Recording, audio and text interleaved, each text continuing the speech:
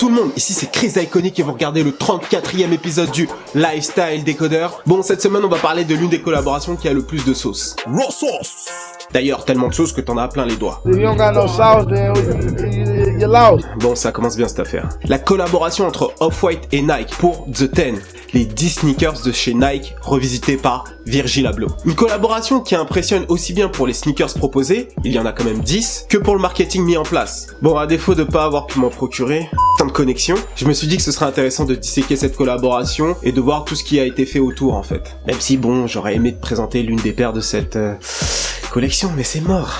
Putain de connexion. Bon, sans plus attendre, on y va. Dans un premier temps, faisons un état des lieux. D'un côté, tu as Off-White, l'une des marques les plus en vue du moment. En seulement 4 ans, l'ancien bras droit de Kanye West a réussi à faire de sa marque l'une des plus populaires du monde, en mélangeant jeans urbains et robes de soirée, sneakers et chaussures à talons. Bref, comme tu le sais, le savant mélange entre le streetwear et la couture. D'ailleurs, d'après le magazine Business of Fashion, Off-White serait la 3e marque la plus populaire dans le monde. Pour rappel, j'ai fait une vidéo complète sur Off-White il y a quelques temps, donc si tu ne l'as pas vue, va la voir, et plus tard j'en prévois une sur Virgil Abloh lui-même. Et de l'autre côté, tu as Nike, le numéro 1 du sportwear mondial, bon ça tu le sais déjà. Nike a toujours mis la performance au devant de tout. Son cœur de cible est et restera le sportif. De ce fait, la marque développe en priorité des produits pour améliorer les performances des athlètes. L'aspect mode, culture s'est développé un petit peu naturellement grâce aux sportifs iconiques qui ont collaboré avec Nike. Here you have a company that's obviously massive and focused on innovation and athletic performance. And then you have a kid like me who's like going to school wearing Nike basketball, like wanting to play like Jordan. Mais pendant longtemps, l'équipementier sportif a laissé cet aspect mode culture se faire tout seul, naturellement, sans pour autant essayer de le développer. Le collectionneur n'a jamais été mis au premier plan, ne te laisse pas avoir par toutes les collaborations qu'ils font régulièrement. Cela représente vraiment pas une grosse part chez Nike. Et justement, ce qui change, c'est que cet aspect-là commence à prendre de plus en plus d'importance pour la firme de Portland. Nike, en fait, a décidé de faire des projets d'envergure qui sera dédié à sa communauté de sneakerhead. Et c'est pour cette raison que sous plusieurs aspects, cette collaboration est inédite. Voyons de plus près les produits de The 10. Il y a 2 packs. Le premier s'appelle Revealing, composé des Air Jordan 1, des Air Max 90, des Nike Blazer, des Air Presto et des Air Vapor Max. Et le pack Ghosting, composé des Air Max 97, des Air Force One, des Zoomfly SP, des Converse Chuck Taylor et enfin des Hyperdunk. Alors première chose qui choque, on n'avait jamais eu autant de sneakers venant d'entreprises différentes du groupe Nike Inc. We never actually brought the Nike Inc. brands together in a collection anyway. So having Converse, Jordan and Nike together was already pretty groundbreaking. Autre chose à noter, les sneakers viennent d'époques diamétralement opposées. Je pense notamment à la Chuck Taylor qui est sortie en 1917, à la Air Jordan 1 qui est sortie en 1995 ou encore la Air Vapor Max sortie en 2017. Et toutes ces sneakers venant d'époques différentes et conçues pour des besoins complètement différents aussi, eh ben Virgil Abloh en fait va toutes les rassembler dans ce pack là et y ajouter une couche de lifestyle en fait.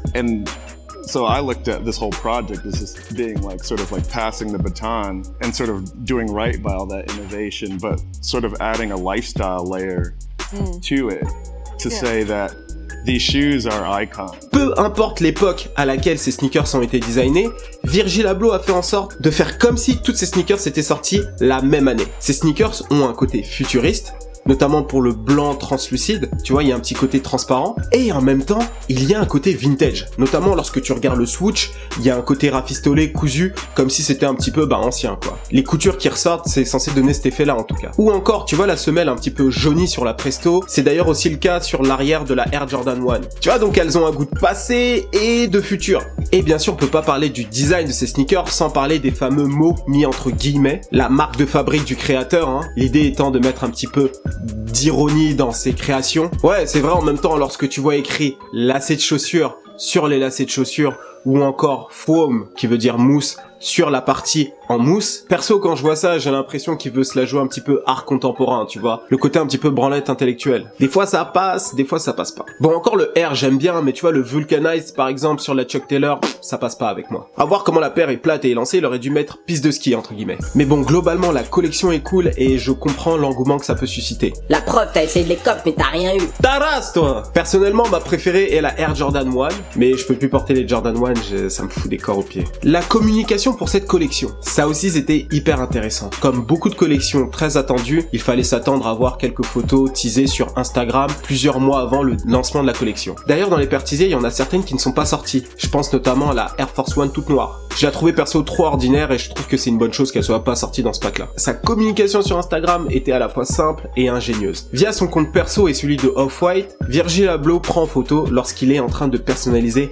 chaque paire qu'il va envoyer aux célébrités. Et quand je te dis personnaliser, en fait, c'est simplement prendre un marqueur et noter entre guillemets des indications supplémentaires. Par exemple, pour Drake, il a rajouté le Canada pour faire Air Canada par exemple. Du coup, tu pouvais voir les sportifs, acteurs, chanteurs, tous partager leurs sneakers dédicacés sur leur compte Instagram, ce qui a donné une communication de malade. En voyant ces célébrités qui sont aussi de fait des influenceurs, ça donne encore plus envie de les avoir. Parmi toutes ces dédicaces, il y en a une que je note en particulier, c'est celle de Neymar. Il a dévoilé la chaussure dédicacée un jour après que Neymar ait annoncé officiellement qu'il jouerait au PSG. Le 3 août, Neymar annonce la signature. Le 4, Off-White dévoile cette sneakers. C'est un petit malin, Virgil. Là, on passe aux événements. Ça aussi, c'était pas mal. Il y avait 4 villes qui étaient ciblées. New York, Londres, Paris et Milan. À New York, il y a eu le fameux événement dont tu as sûrement entendu parler, le Off Campus. L'événement de lancement de cette collection qui s'est déroulé à Wall Street. En fait, plus qu'un événement de lancement avec quelques paires exposées, un peu de musique et quelques influenceurs à gauche à droite, Virgil a vraiment fait en sorte de créer un espace non seulement très bien pensé en termes de design, on est dans le délire work in progress,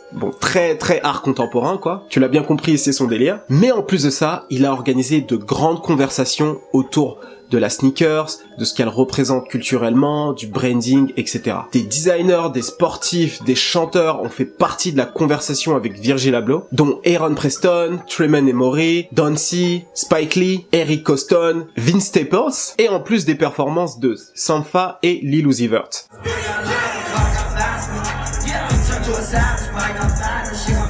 En plus de ça, des workshops étaient organisés avec Aaron Preston, Virgil Abloh et Eddie Peak en tant qu'animateurs. Donc ces workshops c'était autour de la créativité, donc les participants devaient personnaliser des objets qui ensuite repartiront avec. Ce que j'aime avec ce genre d'événement, c'est que ça n'a pas que vocation à te dire d'acheter. Il y a une véritable réflexion autour de la culture, de l'importance du design, du processus aussi de création, par quoi nous sommes influencés, qu'est-ce qui est important. Et avec ces workshops, les consommateurs deviennent aussi des créateurs au final, parce qu'ils personnalisent des objets qui vont ensuite garder. Ce Off Campus donne à la fois de la profondeur à cette collection. L'événement s'est déroulé du 6 au 8 septembre à New York et à Londres du 14 au 15. Par contre, il y avait que les workshops. À Paris, déjà gros, Virgile, il n'y a pas d'événement en France. On dit rien. Mais la présentation par rapport aux autres villes, c'est pas comme ça gros. C'est pas comme ça. Bon, à part une expo vite fait au Nike Lab du Marais, il y avait pas grand chose d'organisé. Il aime pas Paris ou quoi, Virgile? What's your favorite city in the world, Virgil? Paris. Bah alors, fais quelque chose gros. Wesh. Aussi, j'ai trouvé ça assez étonnant qu'il ait pas organisé quelque chose de similaire à Hong Kong ou en Corée du Sud. Car sa première boutique, il a quand même ouvert à Hong Kong et il a une très grosse popularité en Asie. Enfin bon, maintenant, le sujet qui fâche. Les sorties. Bon, il y a eu la première sortie en septembre avec le pack Revealing. Bon, là, j'étais pas trop dessus, donc c'est pas très grave. Ensuite, il y a eu la sortie complète début novembre via les rafles. Et enfin, la dernière sortie en date, lundi dernier, via l'application Nike Sneakers. Alors, cette application, elle est très récente, elle est sortie courant août. Elle est vraiment réservée aux amateurs de sneakers. Cette application, en fait, rejoint directement ce que je te disais plus tôt sur le fait que Nike commençait à s'occuper de plus en plus de son public sneakerhead. Car elle permet aux gros amateurs de sneakers de pouvoir être au courant de toutes les sorties à venir et de pouvoir les acheter de façon presque instantanée. Enfin, instantanée si tu as mis les données bancaires avant. Ce que je n'ai pas fait quand j'ai essayé de copier les sneakers. Nike avait déjà plusieurs applications, notamment celle de sa boutique en ligne, une autre qui s'appelle Nike Plus Run Club, spécialisée dans la course à pied, Nike Training Club, spécialement pour le fitness, et bien d'autres applis, mais spécialement orientées sport. Et enfin, maintenant que Nike a satisfait vraiment son cœur de cible, avec des applications qui répondent directement à leurs besoins, ils arrivent seulement maintenant avec cette application Sneakers. Quand j'ai essayé de les copier sur l'application, c'était une catastrophe. Ah ouais, j'ai oublié de mettre les coordonnées bancaires. Putain, vite. Stock épuisé. Bon, pas grave, il y a un autre drop avec d'autres sneakers que je kiffe. Wesh, mais ça met 2 heures à charger ou quoi? Eh oh, la wifi là. Oh. Stock épuisé. Putain. Bon, dernière chance. Mais charge, wesh. Stock épuisé. Bon, apparemment, c'était pas à cause de la Wi-Fi, mais à cause d'une demande trop élevée sur l'application, et elle a pas su gérer, en fait. De toute façon, même s'il y avait pas ce problème-là, je pense pas que j'aurais réussi à les avoir. J'étais pas assez vif. Nike s'en est excusé. Un communiqué de presse a été diffusé, d'ailleurs. Mais par contre, la promotion de cette application a été un succès. Parce qu'au final, il y a masse de monde qui a téléchargé cette application-là pour essayer d'avoir l'une des paires des Off-White Nike. Et je pense que pour la plupart d'entre nous, cette application va rester dans notre phone pour les prochains drops. Ça, c'est vraiment faire d'une pierre deux coups. Au vu du succès de la collaboration, Off-White et Nike comptent remettre le couvert en 2018, pour notre plus grand plaisir. Hein. Il y a déjà potentiellement 2 coloris pour la Air Vapor Max qui circulent déjà sur le net. En plus d'une Air Jordan blanche crème qui est pas très jojo selon moi. Si tu regardes bien, Nike avait considérablement négligé Kanye West lorsqu'il faisait partie de la famille, parce que c'était pas un athlète notamment. I am the number one most impactful artist of our generation. I am Shakespeare in the flesh. Walt Disney, Nike, Google. Aujourd'hui, il est chez Adidas où ils mettent beaucoup plus l'accent sur le côté mode et ça cartonne. Et en fait, pour remplacer Kanye West, ils ont pris son ancien directeur artistique. C'est une manière en fait pour Nike de se rattraper sur le côté mode. Quand il laissait à peine Yeezy sortir une paire tous les 3 ans, Virgil Abloh aujourd'hui a carte blanche pour sortir 10 paires d'un coup. Personnellement, j'aimerais qu'ils aillent encore plus loin, qu'ils laissent en fait Virgil Abloh designer un modèle original pour Nike, comme en fait Kanye West l'avait fait avec les Air Yeezy. Perso, je pense que ça peut être terrible. Et toi, t'en penses quoi de cette collaboration? Surcoté? Toi aussi, raconte-moi tes galères avec l'appli, je suis sûr qu'on est dans le même cas. Après tout, faut bien qu'on se soutienne, hein, entre nous. Iconic Mafia. N'oublie pas de me suivre sur Instagram, comme je te l'ai dit, je me suis donné pour défi d'atteindre les 10 000 abonnés d'ici le 12 décembre. Je compte vraiment sur toi pour atteindre cet objectif. Si tu aimes ce que je fais, va me suivre. Bon, avant de finir cet épisode, je vais revenir un petit peu sur les LSD que tu vas voir en fin d'année, mais aussi l'année prochaine. Attention, hein, c'est une vision globale, hein. Ne te dis pas que c'est que ça que je vais t'envoyer, parce que je suis assez imprévisible. Bien sûr, je vais faire du rap old school, donc je vais revenir beaucoup sur les rappeurs des années 90, mais aussi des années 2000. J'ai aussi prévu une série de LSD sur les grands labels, donc tout ce qui va être No Limit, Cash Money, Rockefeller, Murder Inc., Bad Boy. Bien sûr, je vais aussi continuer les rappeurs New School, donc tout ce qui est Young Thug, Kodak Black, Suicide Boys, etc. Il y aura aussi un petit peu de rap francophone de temps en temps. Niveau mode, j'ai des sujets sur Yeezy Boost, Air Jordan, Fear of God, Yann Connor, encore plein d'autres. J'ai aussi envie de faire des anciennes marques de streetwear françaises, type Dia par exemple. Dans les sportifs, tu vas avoir par exemple Iverson, Stephen Curry, LeBron James ou encore Kevin Durant. Dans la pop, faudra t'attendre à voir du Justin Bieber, Kim Kardashian, Kylie Jenner, Netflix. Pour te dire, je me chauffe pour Taylor Swift. Il y a aussi plusieurs sujets sur les réseaux sociaux. Et franchement, encore 1 milliard de trucs. Man, vaut mieux que tu t'abonnes, parce que je vais faire encore partie pendant longtemps de ton vendredi soir. C'était Chris du Lifestyle Décodeur d'Iconic pour vous servir. Cheers!